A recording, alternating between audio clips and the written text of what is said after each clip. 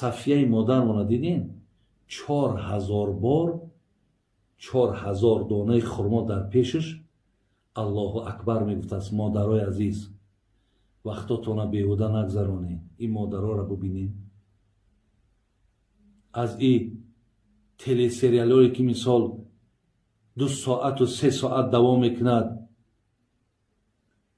که هیچ به دین ما، به ملت ما، به تربیه مردم تاجیک ما یگان وابستگی ندارند، نمی شود که در این وقتهای بیکاری شما مقصد الله را یاد کنین، ذکر کنین.